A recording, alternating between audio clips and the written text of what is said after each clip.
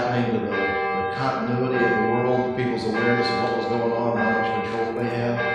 And it was supposed to be a warning, but because all the things he talked about are starting to happen. 75 years ago, 75 years ago, what this guy dreamed up in his head is actually happening now.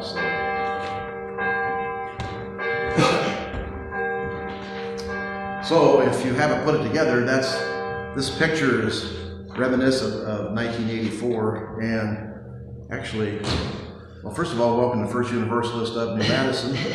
We're back to winter. Do we have any announcements? Okay, let me get you this next slide. If you were alive in 1984, which all of us were, and you were watching TV, you probably saw this, and this is almost predictive.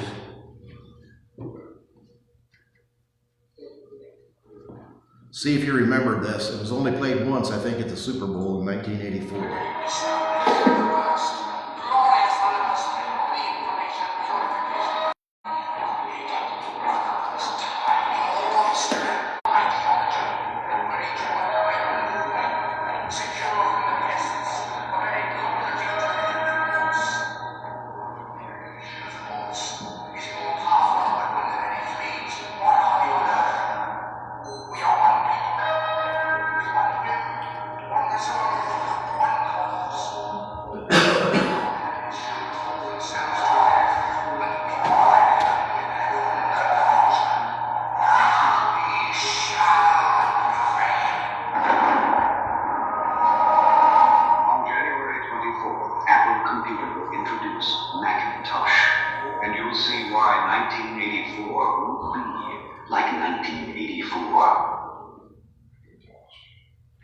Macintosh. How many of you remember the Macintosh? Macintosh. Yep.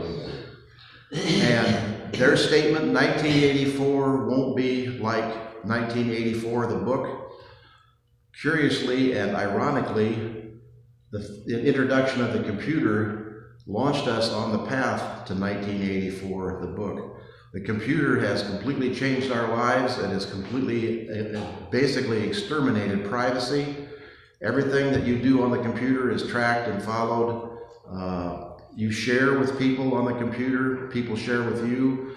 Now it turns out that the people that you don't even know can turn on your computer when you're not there, or when you are there, they can turn on the camera and the microphone. They can see you, they can listen to you, they can track everything you do at your bank and every place else. All of this happened with the Macintosh in 1984. It started with that. No announcements. Prelude is, where did I go? Solitude by Duke Ellington. Fantastic song.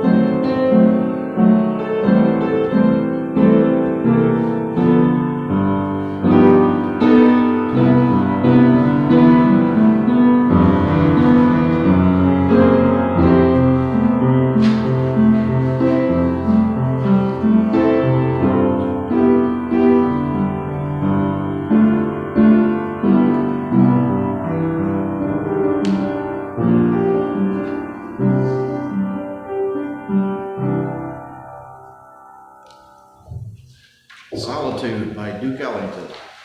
indicative of where we are today. Chalice lighting, we lay down our burdens. Beloved companions, we arrive in this place where all we have to do is breathe. We don't have to impress or convince or win over. We don't have to know the words. It's okay if we didn't read the book or pass that class or carry that title or meet that mark. We don't have to be anything but who we are. Here we rest in essence together. And to move into this communal rest, we lay down our burdens, our longing, our craving, our unmet need, our error, our regret, our sudden disappointment, our anxiety, our shame, our sheer exhaustion, our bewilderment, our bafflement, our burgeoning terror. All of this we lay down together today. As we do this, may we be filled instead with presence. May we feel held in the comfort of our community. May we discover new compassion for ourselves and others. May we meet this moment with gentleness and ease and gratitude. For this air we breathe together, for these questions we ask together, for the justice we seek together, for the songs we sing together. Amen. Words by Kate Steinberg. You're going to get little tidbits of what we're talking about today as we go along, because there is so much information that I can't jam it all into one little presentation. How many of you have seen what's going to happen to the national park passes? You can buy a national park pass as a retired person or an older person. You can get them pretty reasonably priced.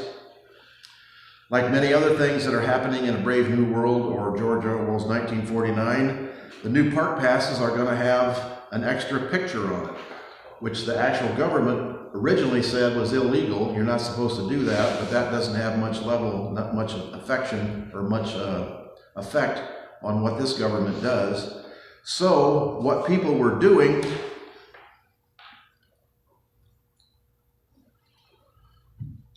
they're putting stickers on places they don't want to see. So do you know what happened then? An executive order. An executive order that if you present a park pass when you go into the park with his name obscured, you will not be allowed into the park. Are we living in North Korea or what? So the newest thing is there is a place on the internet, a website, which I forgot to get the mention, but you can do your own. He created a sleeve with a picture of the national park on it, so you can slide your park pass into a sleeve, and the only time you have to look at that mug is when you pull it out to go into the national park. It doesn't have to reside in your wallet as a piece of propaganda. That is how far we have come in the progression to 1984. Okay, our opening hymn is 32, Now Thank We All.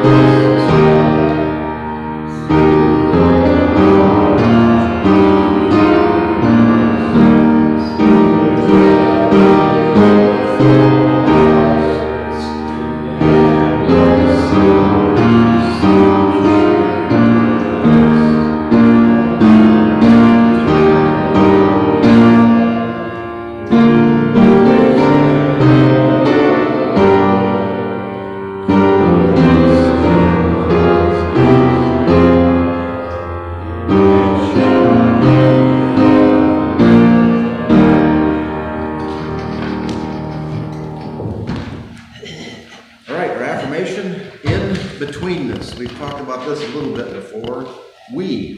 You and I are in between right now.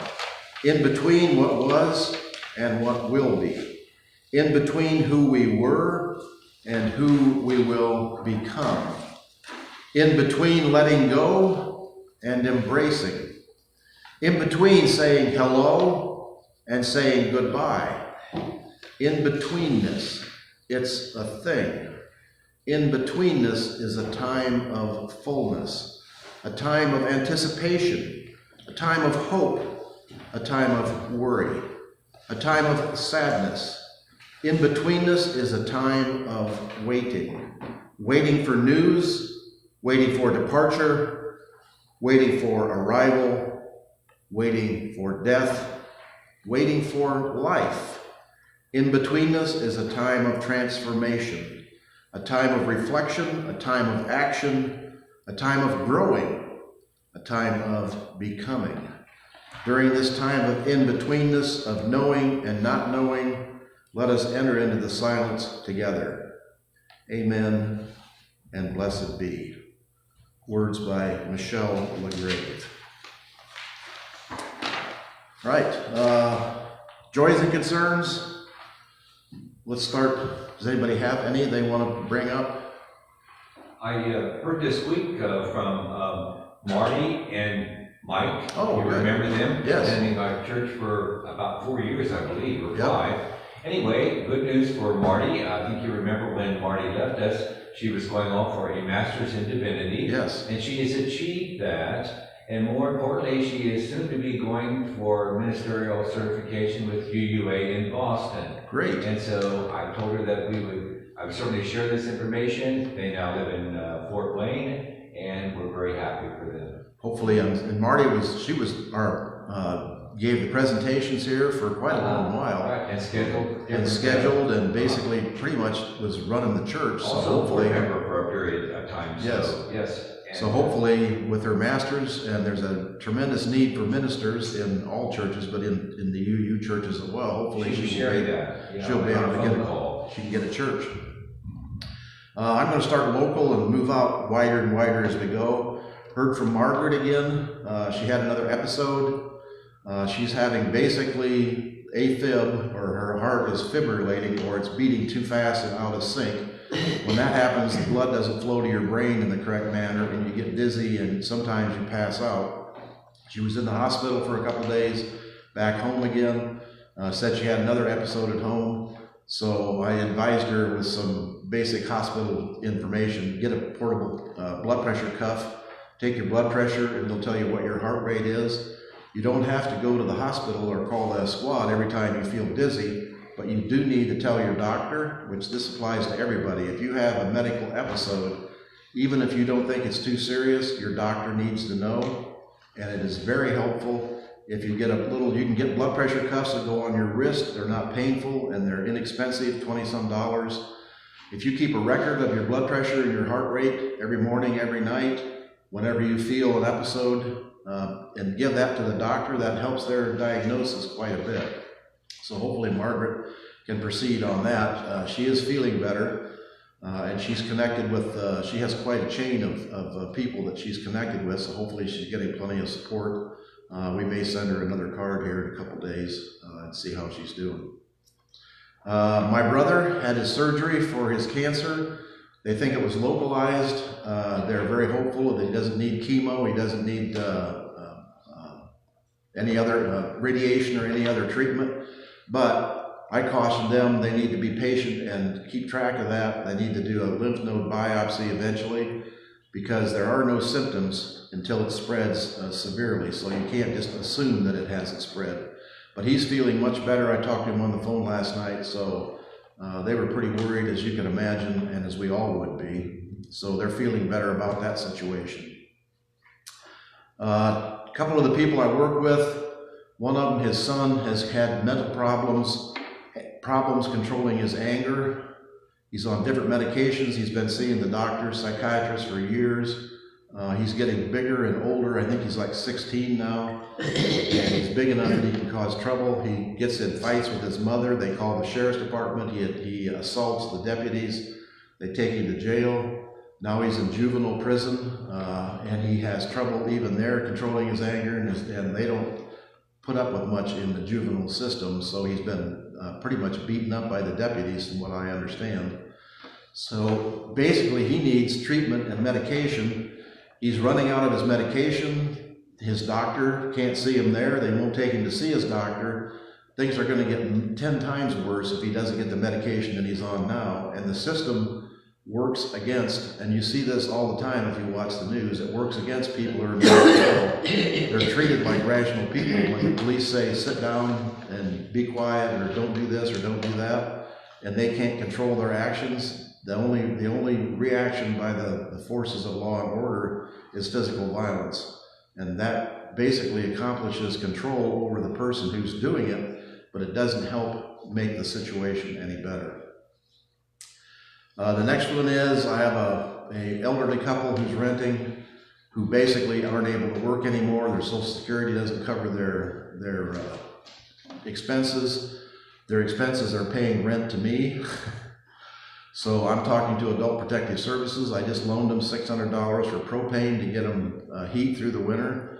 They're not my parents. They're no relation to me. I can't support them. So I'm in the situation, and if anybody has any suggestions, please contact me. I've called Adult Protective Services, and we'll see what they can do. We need to find, but there is, I tried to get them into the like Treaty Manor, the places in Greenville that have support for people who don't have much money. You know how long the waiting list is to get in there? 2 years. I can't support them for 2 years while they're waiting to get in a county helper place. So. All right, then we'll move a little farther afield. I'm sure you've all seen Renee Good shot by ICE agent, and we'll take a real quick thing and do that right now.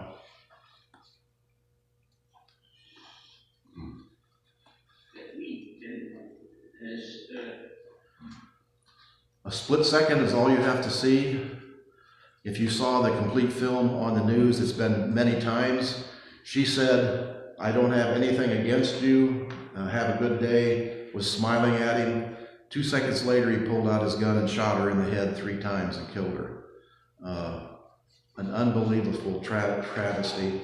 And what we're going to talk about in 1984 is completely related to that, because the government, all the higher people in government came out and said she was a terrorist. She tried to kill him with her car. And you can see the film. She's turning away from him. The wheels of the car are turning away from him. The rules say you do not, the ICE and police officers are taught not to stand in front of a car. The rules say you are not to shoot into a car, a moving car, because of the danger of hitting other people, the danger of what happens to the car when it goes out of control, which is what this one did, went down the street and smashed into a pole because her foot jammed on the gas after she died. The rules all say not to do that. So everything that we can see says that the ICE officer was in the wrong, and she was innocently trying to get away from him without speeding and being very nice to him. And then if you heard his words after he shot her, he had his own camera on. He called her an expletive and swore at her, just like he was happy to have killed her. And then they said he was injured and went to the hospital. He walked away. They have film of him walking away, getting into his car and driving away. 1984, control of the media. We'll talk about that. I'll give you an example of what that happened. Act of domestic terrorism. What happened was our ICE officers were out in an enforcement action. They got stuck in the snow because of the adverse weather that is in Minneapolis. They were attempting to push out their vehicle, and a woman attacked them, and those surrounding them and attempted to run them over and ram them with her vehicle. An officer of ours acted quickly and defensively shot to protect himself and the people around him, and my understanding is that she was hit and is deceased. That was within an hour after the incident, before anybody had done any investigation, before anybody even had the film from the bystanders to know what was happening. We'll talk about what the situation, how that fits in to the narrative, how that fits into 1984. Then we need to, I guess I should be lighting candles here. We'll go a little bit farther afield. Venezuela, you've all seen what happened in Venezuela. There are rumors now that the United States has used, if you realize they were very proud of the fact that no American troops were killed, there were a few injured by shrapnel, and no mention whatsoever of anybody else who was injured. There have been over 150, now the count varies from who you talk to, Venezuelans who were killed or injured. And they have actual video of the apartment buildings that were blown up and the people that were killed in the apartment buildings. One of the more horrifying things, and like the weapons of the future came out, they have some kind of new, supposedly the government has some kind of new sonic weapon that basically is a loud noise like dogs, that you can't hear it back. So we don't really have a good description of how that situation went, but I'm sure that will come out as time goes along. The next thing that refers to 1984 is our president has said we are taking Greenland no matter how. We'd like to have them give it to us, but if they don't give it to us, we're going to take it by force. What? We are going to take a country by force from one of our allies for no reason because he says we can't have the Russians take it. The Russians have no interest in Greenland. We have one military base there, but we have permission from Greenland, and during World War II, there were 18 U.S. military bases, radar stations, airfields, naval stations. We still have all the permission to put all the troops we want in Greenland. We just don't get the permission to own Greenland. What is going on with this person's mind? We are treading down dangerous, severely dangerous territory here. He's talking about the new Monroe Doctrine. Are you familiar with that phrase? Are you familiar with the Monroe Doctrine? That the United States, the Americas, South America, Central America, were all in the purview of the United States. We control them and nobody else does. Now we're talking about and he says this on TV, the Monroe Doctrine. So we are in control of Venezuela. Nothing, what's his primary goal in Venezuela? He wants the oil. And that's what he's said. We're taking the oil, and who's going to control the money that when they sell the oil? He is. We are treading into North Korean territory here faster than I think that anybody really realizes. All right, and then we have our old standbys. Iran is, they're having demonstrations. He has said if Iranians kill civilians, we will go in and kill the civilians ourselves with bombs. That's pretty much what he said. That's a pretty dangerous statement. Once again, we are trading into territory that is completely unknown for the United States as far as history goes. Israel and Ukraine, really no changes in either one of those. They've kind of gone to the back burner. Nobody's paying any attention. But the Russians are still bombing Ukraine every night, killing Ukrainians every night. And no progress as far as peace. The Israelis are still bombing Palestine every day, killing Palestinians every day. The aid that's being entered is limited. People are still starving to death, they're freezing to death. Apartheid is on its way, and it's almost becoming a place of genocide is being fulfilled, and with the support of the Israeli nation, which is quite a turnaround if you think what happened to the Jews during World War II. To be able to pivot and do that to another people is truly incredible for a people who have been so loyal and so behind human rights, and always the Jews have been at the forefront of helping helpless people and protecting helpless people. So what is happening now is another example of what we see, where a minority in a country takes control and runs the country to their ideas and idealism. So, all right. If we have any other problems, trepidations, fears, medical problems, anything that we can help with, our thoughts and prayers are with you. Anything we can do to help you, we are there. We are trying to be a community.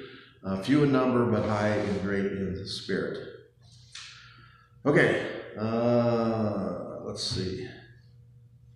Children's story, I showed you the two ice things, and that was the children's story. After domestic terrorism, You recognize the picture from the TV? This is Renee. This is the person who was killed. And this is the ICE agent who killed her. He always had his mask on, but they found him down the street later. And ICE people always have masks, and they don't have any identity on and everything else. The reason is, if they're found out and identified, the whole world knows who they are. And this person was identified, so now his home address has been published, and he's left that home for his own protection. His history has been discovered. He was actually hit and drugged by a car a few years ago. He's a Marine veteran, been working for ICE for 10 years. Was hit and drugged by a car a few years ago and was in the hospital and had stitches. Possibly and probably that had a big impact on his mental status, what he was thinking when a car was in front of him. He was going to get revenge on the person. She was afraid, and she started to leave slowly. Her speed didn't pick up until she was shot. She was shot through the side of the windshield, not through the front of the windshield, through the side of the windshield, and then 2 more shots through the side window. The shot her, walked to his car, got in his car and left. Everybody knows police protocol. When there is a shooting incident, the officer stays there until the supervisor comes and they begin the paperwork documentation. The fact that his ICE compatriots, his ICE buddies, let him leave shows that they knew he did something wrong and needed to get out of there. The information, and that's what we'll talk about too in 1984, each side has their own interpretation of what happened in that case. Their ideas were confirmed before they ever saw any evidence. The difference is, when you see the evidence, does it make a difference in what you understand happened, or do you stick to your confirmed bias? That is part of what is going on. So let's leave that there.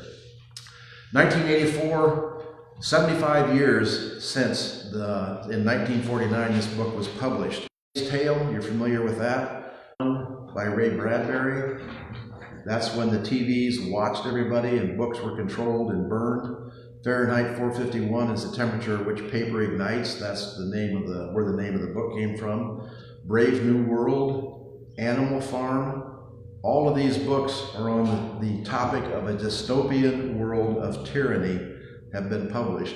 Dystopian means a world where right is upside down. Right has become wrong, wrong has become right, truth has become fiction.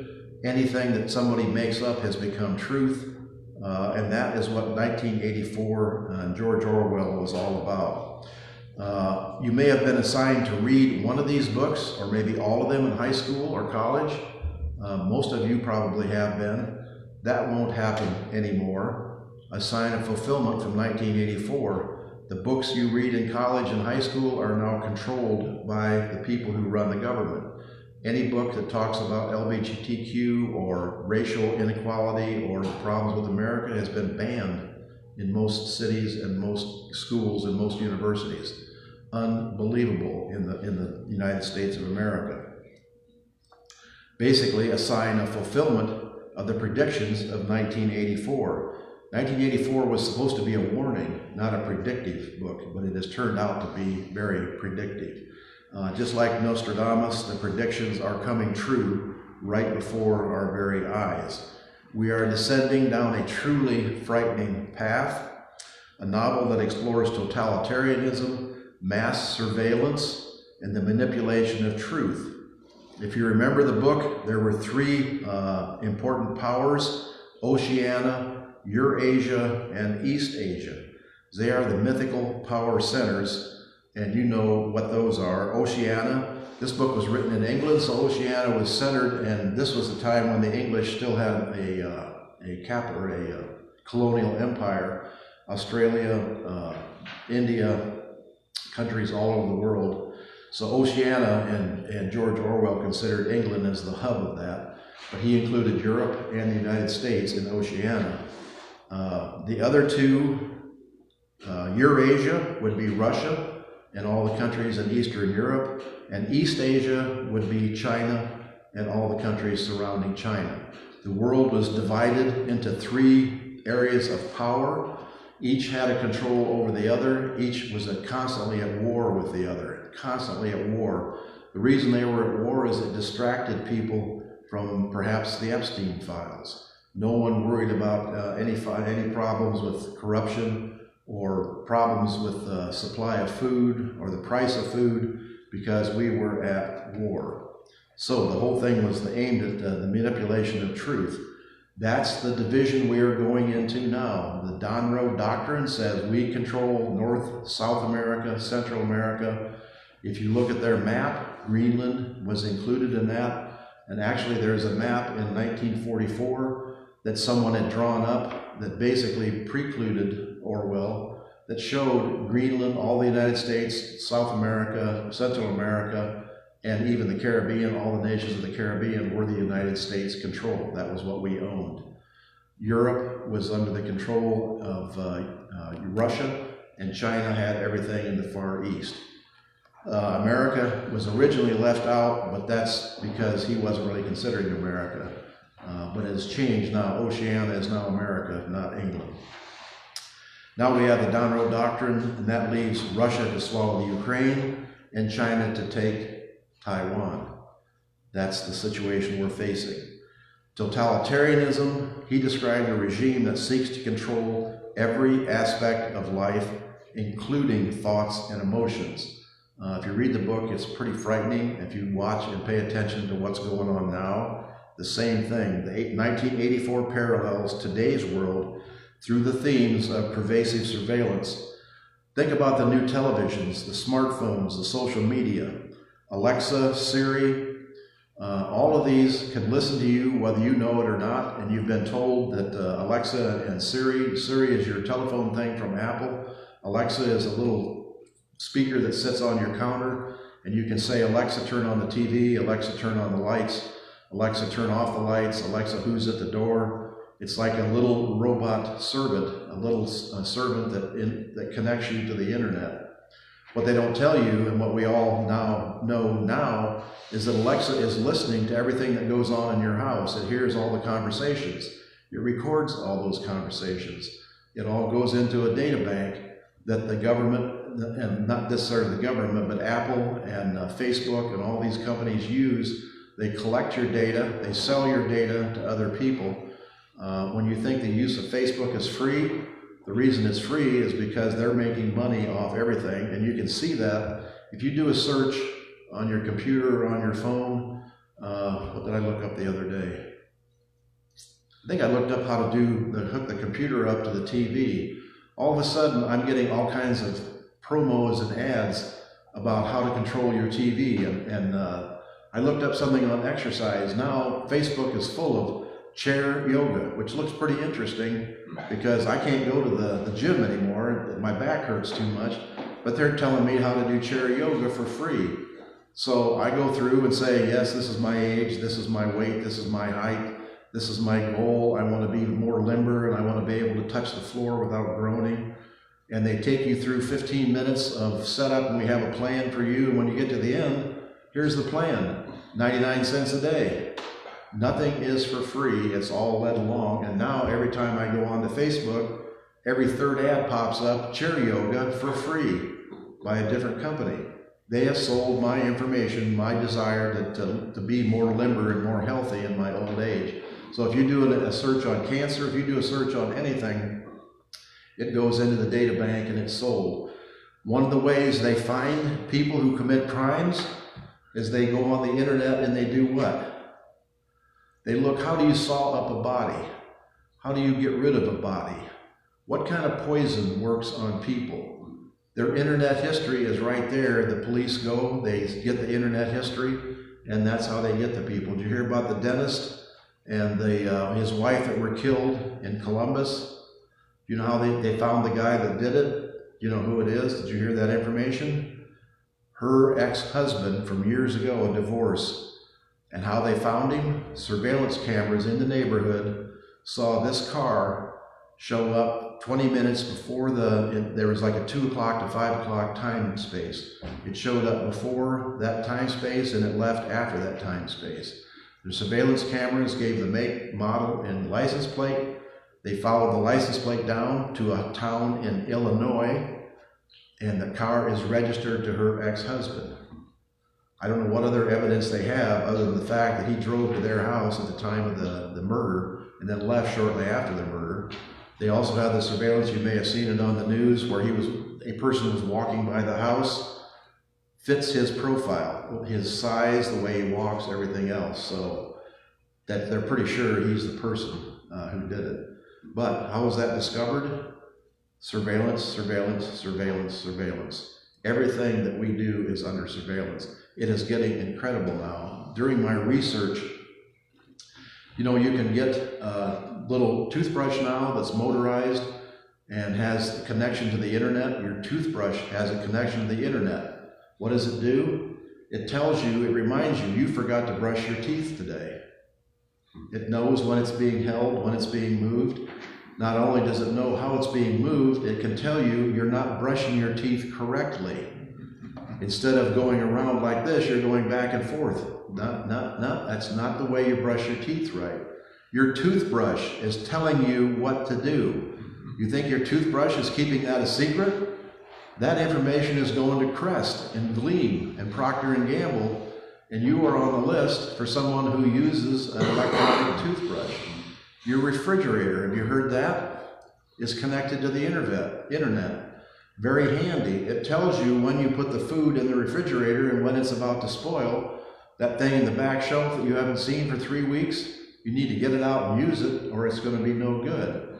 A great, fantastic thing to have in the house, a big advantage of having a computerized refrigerator. Unfortunately, your refrigerator is listening to everything that goes on in the kitchen. Your refrigerator knows what foods you buy and how often you buy it. It knows, do you drink Coke or do you drink Pepsi? It sends that information and you get coupons on the internet for whatever it is that you're buying. Kroger is a good example. I have a Kroger card. It tracks everything that I buy at Kroger, and I get coupons in the mail, and actually I get internet coupons. And it turns out it tries to sell me things that are kind of like what I buy, but maybe not exactly what I buy, just to try something new. And they're smart, they know, because if they send me a coupon for $2 off, something I've never used, I'll give it a try and see if I like it. And then once I like it, they keep giving me coupons to keep me buying it. My wife she loves no sugar ginger ale. I don't know what the deal is with that, but she drinks at least 12 cans of that a week, which is more than a can a day. So I get coupons from Kroger for no sugar, sugar-free ginger ale.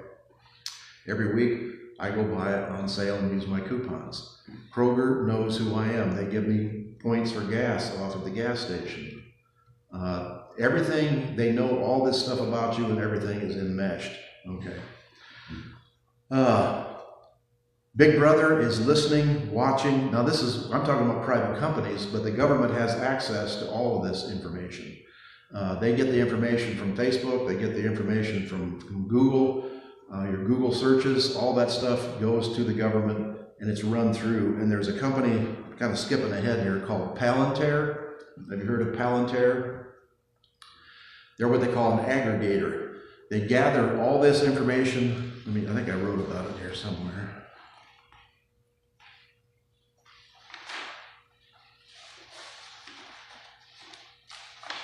They gather all this information and they sell it to the government or any company that wants it. They do information from, I gotta find it here because I've got too much in there. They combine information from drones, banks, cameras, phone records, informants, bank records, traffic cameras. They sell this information for $800 million a year is sold to ICE. That's how ICE, when they tell you they're tracking someone, they're trying to arrest someone, that's Palantir is the one heading them in that direction.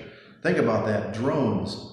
When the government or anybody, any private person has a drone in the air and that drone flies over the public area or anything else, they now have camera recognition where they take a picture of your face, it goes through the data recognition thing, and they identify you. When you go to the airport, everybody that goes in the airport, their picture is taken, their face, facial recognition is run through.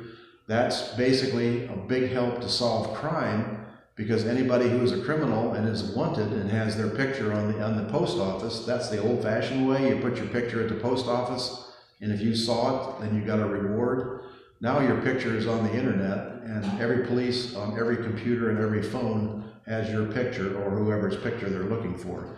Palantir is the company that sorts all that stuff out and brings that together. Bank, when you go to the ATM, there's your picture, your bank information. The government can get that. Cameras, cameras on the street, Nest cameras. That's how they found this guy that killed the people in Columbus. All the people along the street that have these doorbell cameras that activate when they have motion, the police, and I don't know whether they can just suck this stuff up or they have to go to every house and ask the person for their stuff. I'm not sure how that works. I didn't get into that. But that's how they noticed this car parked in the street, driving down the street. Every time it went by a house, the doorbell camera went off and showed the car. They knew what time it came, they knew what time it left, and they knew what direction it came from, and they knew what direction it went to. Phone records. Every call that you make, everything in your data bank, all the people that's in your data bank, that's all harvestable to the government. Informants. If an informant talks to the police and they file a record that says Joe Blow said that Don did something with the bank records or whatever, that information is put into a data bank. Palantir has that information and passes it along. Traffic cameras, I mean, you've seen that on TV all the time. Bank records, deposits, money that you spent, you see that on TV all the time. The police come and say, you got a cash deposit from who and what for, you paid somebody so much money for this, or you went to the hardware store and you bought an axe and a bone saw and a shovel and a tarp. What did you do that for, since your wife is missing and we haven't been able to find her? I mean, it's incredible. All right, let me go back to where I was. Smart televisions offer internet access, streaming. There's a couple things I want to get to before it gets too late. Talked about the fridge. I need to follow my plan here, and I'm not doing that.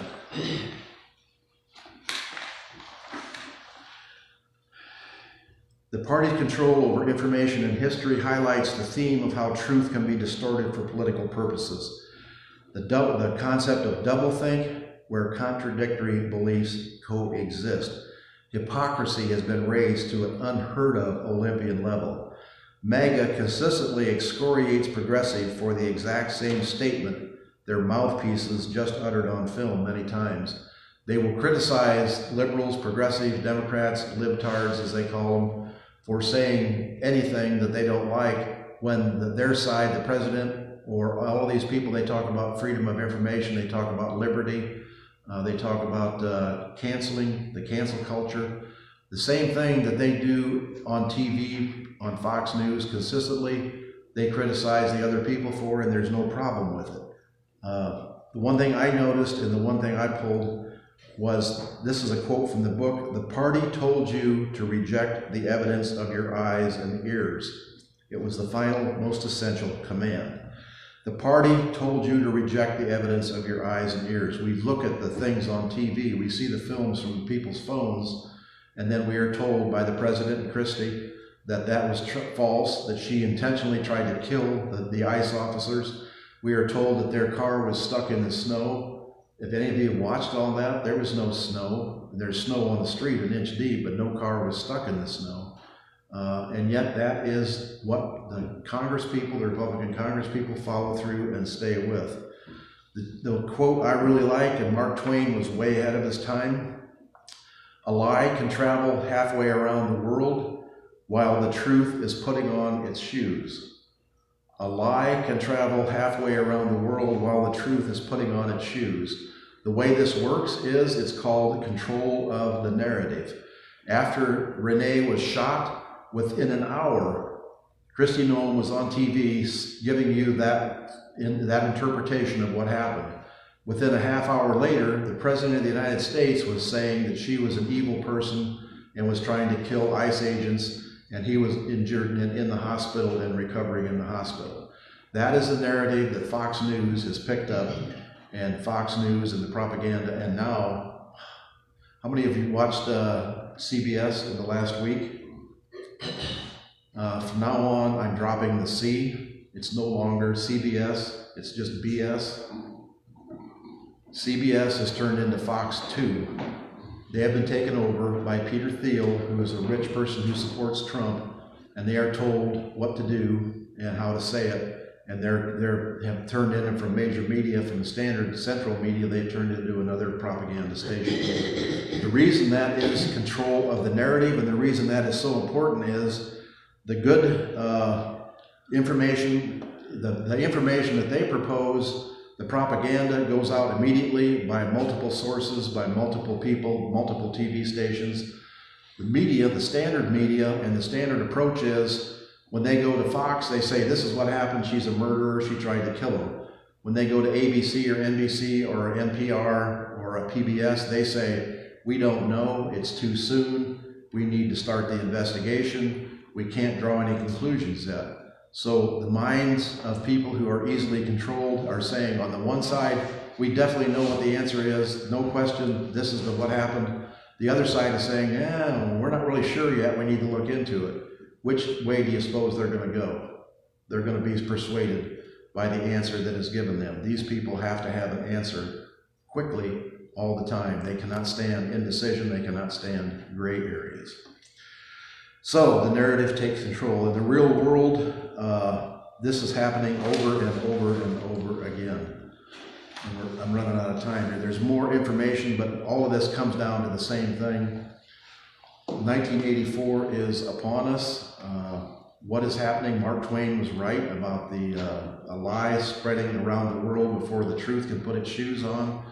I think there was another quote in here I wanted to give you. The manipulation of truth. Who controls the past controls the future. Who controls the present controls the past.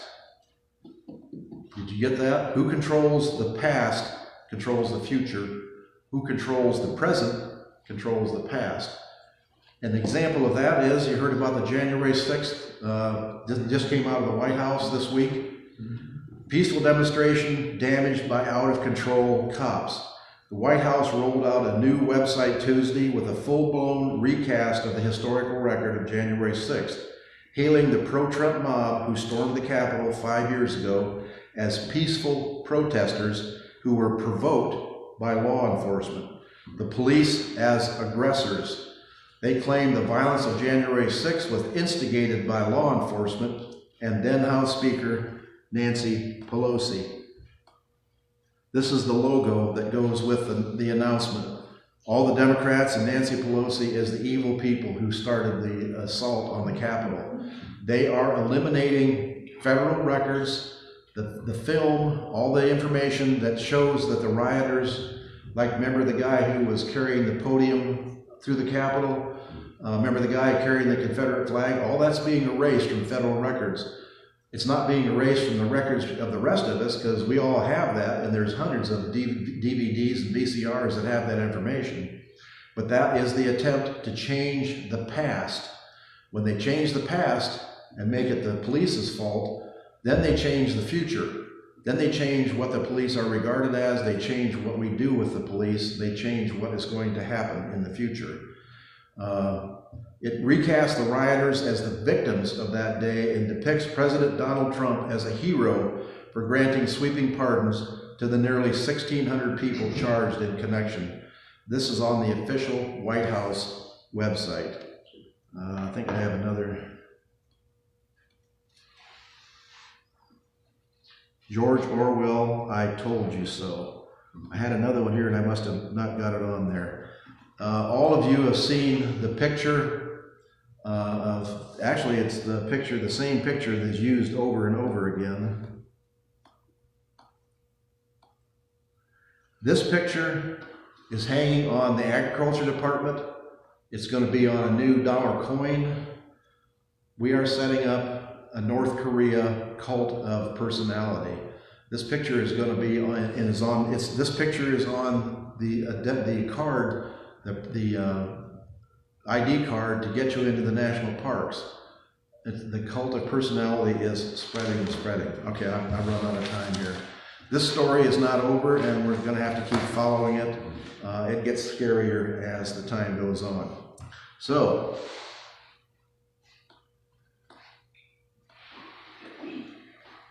Was an act.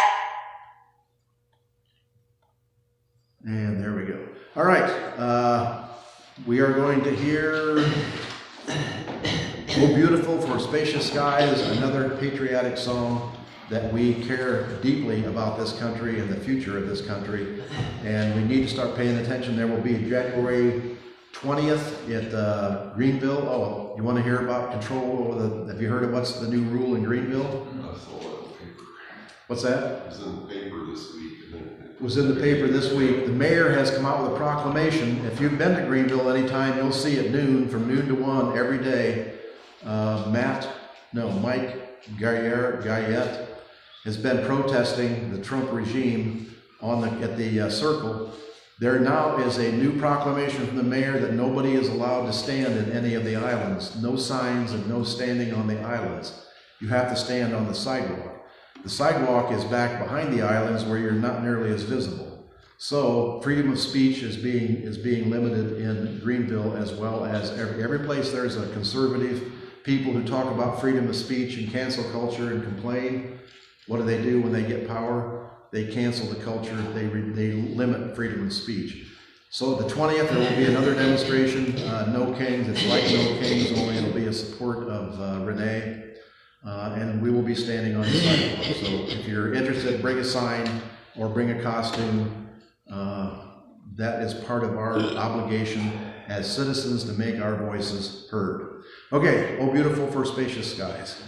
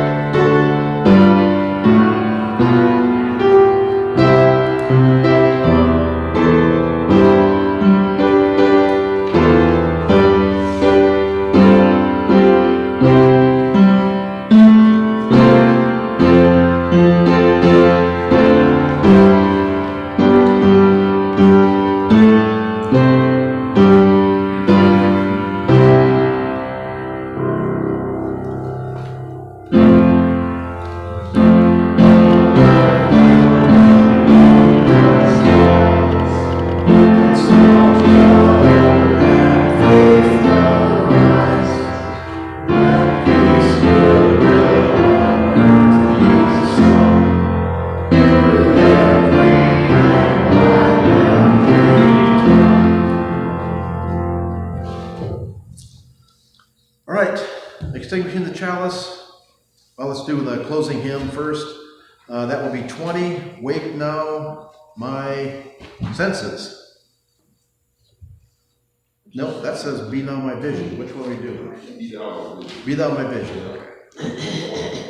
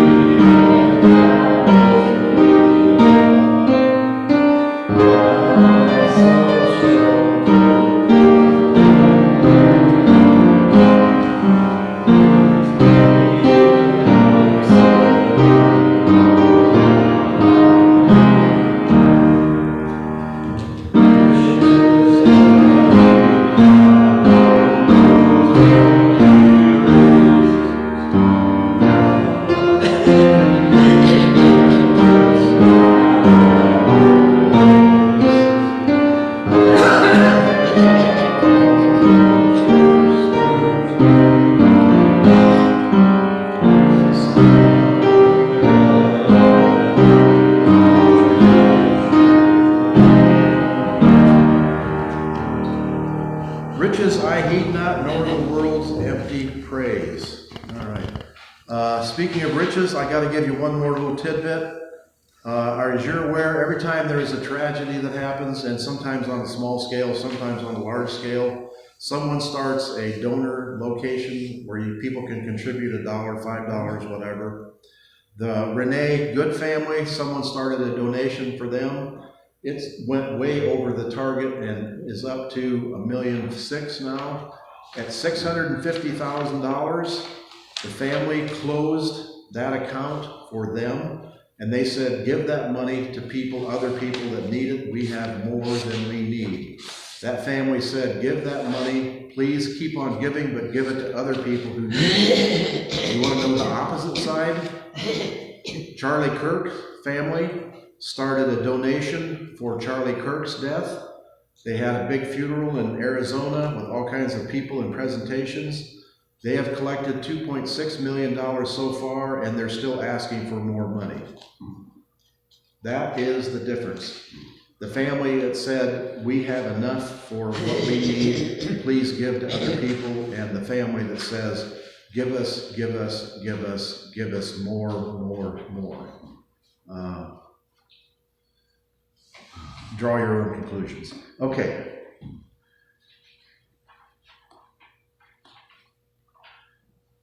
That's George Orwell said, I told you so. And the postlude is, I'll be seeing you.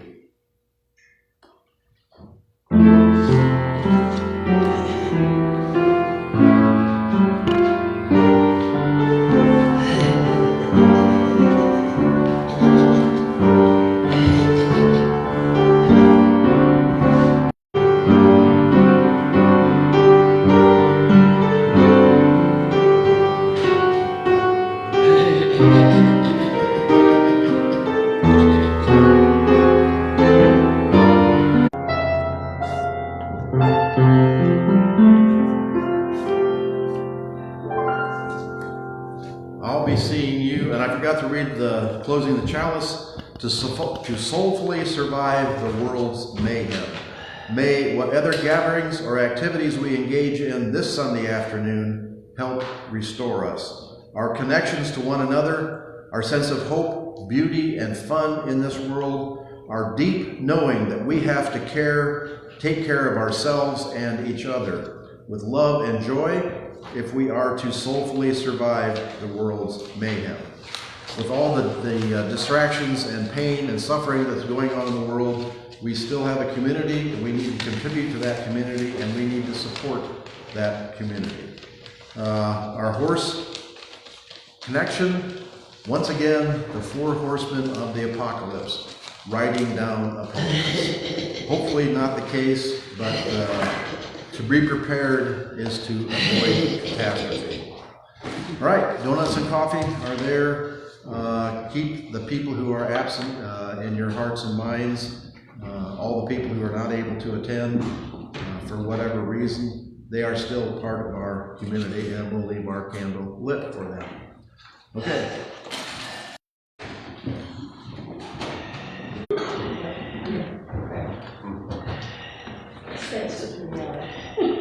Expenses we are.